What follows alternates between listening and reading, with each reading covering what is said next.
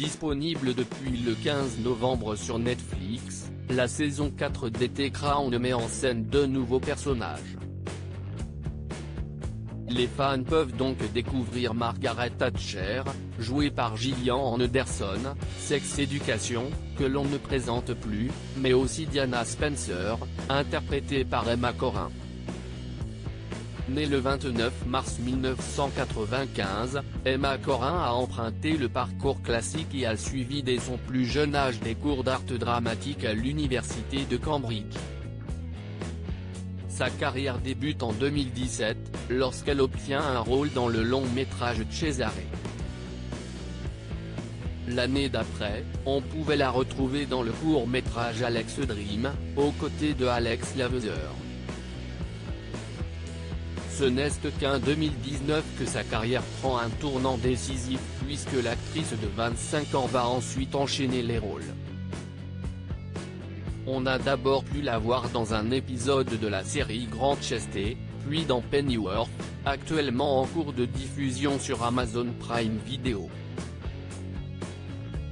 Elle va ensuite faire sa première apparition cinématographique en mars 2020 dans le film Miss Behavior, dans Miss Revolution disponible depuis le 11 novembre dernier mais aussi dans The Crown depuis le 15 novembre sur Netflix. Méconnaissable à l'écran, il aura suffi de quelques mois de préparation et d'une perruque blonde pour qu'Emma Corrin rentre dans la peau de son personnage. The Crown, une révélation ? Si est en 2019 que tout commence pour la jeune femme lorsqu'elle est choisie par Peter Morgan, le réalisateur de la série, pour incarner le rôle de la princesse Diana.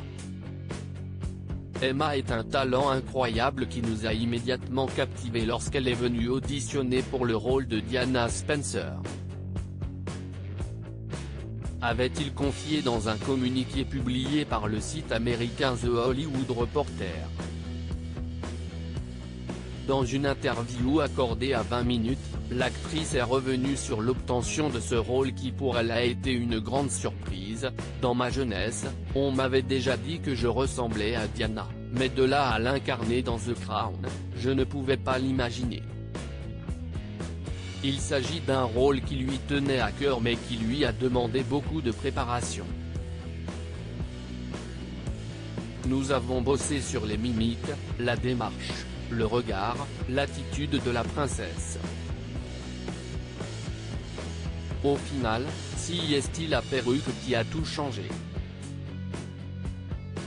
Nous en avions plusieurs que l'équipe de coiffeurs a coupé pour que ma coiffure soit la plus proche possible de celle de Diana, a-t-elle expliqué.